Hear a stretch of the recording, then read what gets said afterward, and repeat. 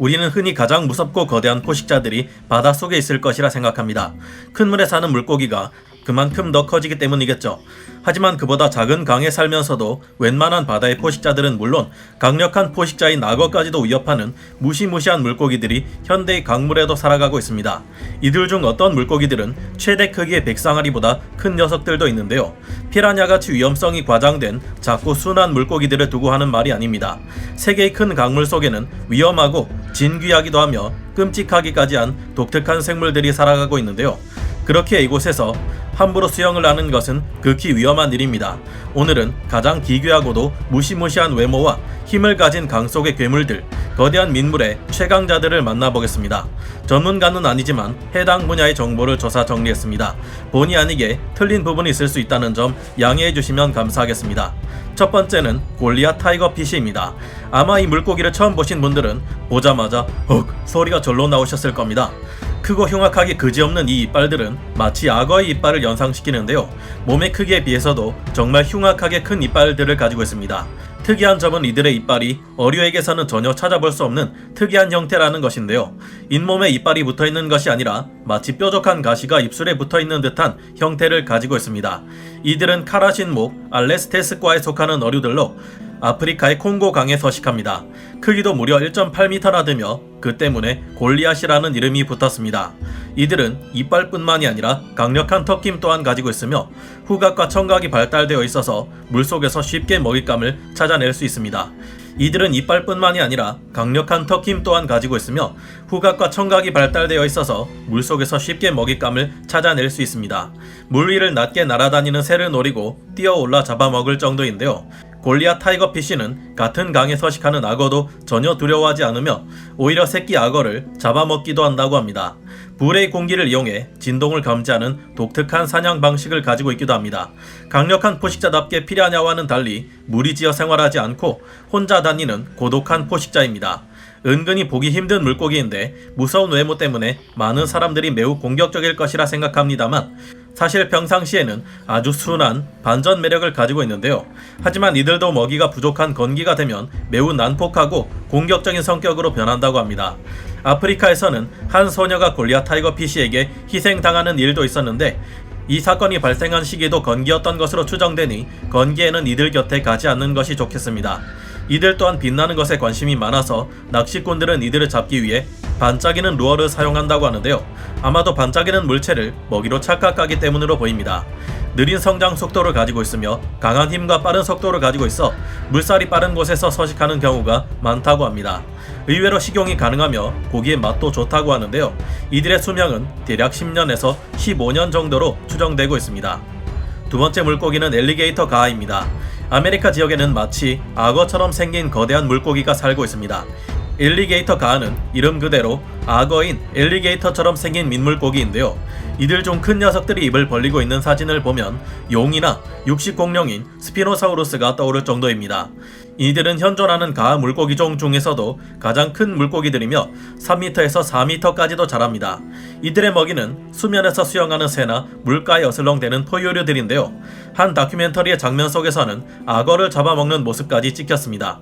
이들은 경린이라 불리는 마름모 모양의 튼튼한 비늘을 가지고 있는데요. 다 큰 개체는 튼튼한 부위의 경우 도끼로 찍어도 멀쩡할 정도라고 합니다. 엘리게이터 가하는 일반 민물고기들과 달리 불에가 허파와 같은 기능을 하기 때문에 물 바깥에서도 2시간 동안 버틸 수 있다고 하는데요. 무시무시한 외모와 크기를 자랑하지만 의외로 사람을 해친 적은 한 번도 없다고 합니다. 그러나 무서운 외모와 크기 때문에 위험한 물고기라는 오명을 쓰고 상당히 많은 이들이 사람에게 사냥당해 억울하게 죽기도 했습니다. 턱의 구조가 사람만큼 큰 생물을 해치기에는 알맞지 않은 구조라고 하는데요. 비슷한 구조의 턱을 가진 악어가 사람에게 위협적인 이유는 무시무시한 턱힘 때문인데 엘리게이터 가하에게는 그렇게까지 강한 턱힘이 없다고 합니다. 하지만 다른 종류의 물고기들에게 사나운 모습을 보이기에 동종 외에는 합사가 어렵다고 하는데 크기가 자신보다 조금이라도 작으면 아로하나라고 해도 잡아먹어 버린다고 합니다. 치어에서 6개월이면 어른 허벅지만큼 커지는 대단한 성장 속도 탓에 애완용으로 기르다가 감당을 못해 방생하는 경우가 있는데요. 그 때문인지 우리나라의 강원도 홍천군 연못에서도 발견된 적이 있습니다. 우리의 남쪽 옆 나라에서는 이미 무단 방사되어 강과 하천 등에서 가물치 크기만한 개체들이 목격되거나 잡히고 있는데요. 이곳의 한 대학의 연못에서 잡힌 엘리게이터 가의 크기는 몸길이 약 1.3m에 14kg의 무게를 가지고 있었다고 합니다. 엘리게이터 가는 우리 인간보다 먼저 생겨난 물고기로 살아있는 화석으로 불립니다.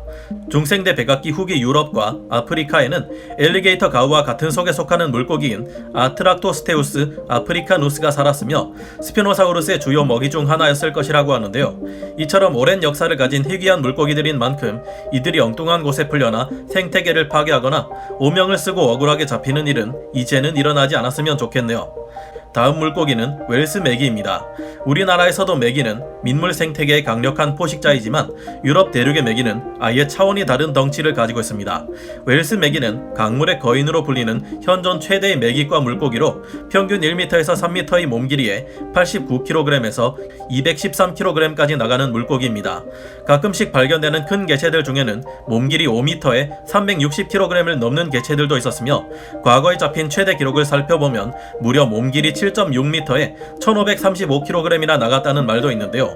이 정도면 영화 조스에 등장한 상식밖의 거대 백상아리인 브루스의 덩치에 필적할 만한 크기입니다. 19세기의 기록이기 때문에 정확한 것인지 확실히 알아내기는 어렵지만요. 공식적으로 잡힌 가장 큰 개체는 2.8m에 144kg의 크기를 가지고 있었습니다. 워낙 크기가 큰 탓에 이들에게 희생된 사람들도 있는데요. 물론 덩치 큰 개체들의 한정된 이야기이긴 하지만 무서운 점은 이들이 사람을 먹이로 보고 공격한다는 것입니다. 한때는 이 녀석들이 체르노빌의 방사선 때문에 거대화된 물고기라는 소문이 퍼지기도 했는데요. 사실 이 메기들은 방사선 때문에 커진 것이 아니라 원래 이만큼 크게 자라는 물고기들이라는 것이 진실입니다. 1998년에 나온 영화 고질라에서 나온 것처럼 방사선으로 어떤 생물이 신체가 거대화된 사례는 한 번도 발견되지 않았다고 하네요. 체르노빌 지역의 웰스 메기들이 커진 이유는 사고 때문에 프리피아트 주변에 사람들이 살지 않게 되고 그러자 잘 보존된 생태계에서 잘 먹고 잘 산 메기들이 크게 자라난 것이라고 합니다. 다음 물고기는 철갑상어입니다.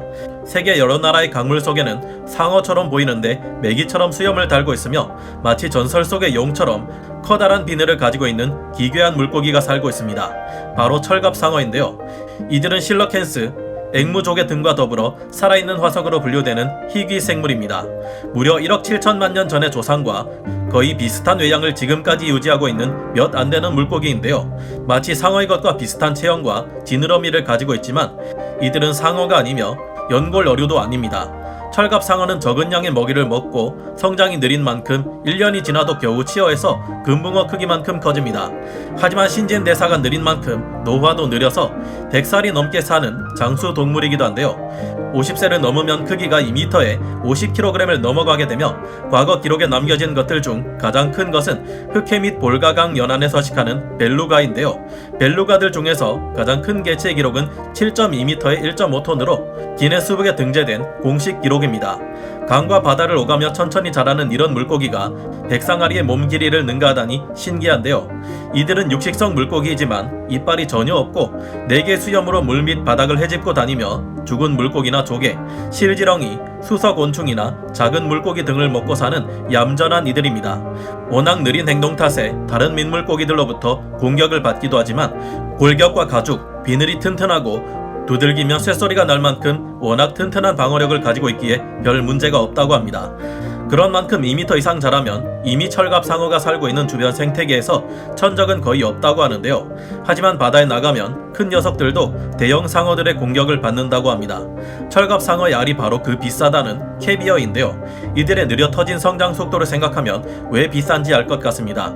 이들은 동아시아와 북아시아, 중앙아시아, 중동의 일부 지역, 유럽, 북미에서 살며 바다와 민물을 자유롭게 오가는 녀석들도 있는데요. 한때는 우리나라의 한강에서도 철갑상어가 살았지만 1977년을 기점으로 멸종되었다고 합니다. 현재는 우리나라의 위쪽 지역에서 철갑상어를 들여와 2014년 어렵사리 복원하는데 성공했다고 하네요. 하필 크기가 클수록 고품질의 캐비어를 생산하기 때문에 최상급의 캐비어를 생산하는 벨루가 어종은 현재 심각한 멸종 위기종으로 등록되어 있는데요.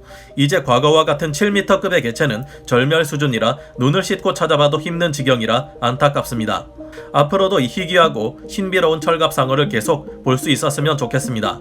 여기서 언급한 동물들 외에도 강물의 거대하고 무서운 포식자들은 몇 종류가 더 있습니다. 민물과 바다를 오가는 황소상어도 그중 하나이고요. 거대하고 아름다운 피라루크, 묵직한 몸통을 자랑하는 나일피치, 인도의 괴물 물고기인 군츠메기, 영화 속 드라큘라나 뱀파이어들이 물고기로 환생한 듯한 뱀파이어 피시 카쇼로, 호세상어라고 불리는 왈라고 와투 등 아직 소개드리지 못한 괴물 물고기들이 많이 남아있습니다. 이들에 대한 이야기는 다음에 마저 들려드리기로 하고 여기서 마치겠습니다. 감사합니다.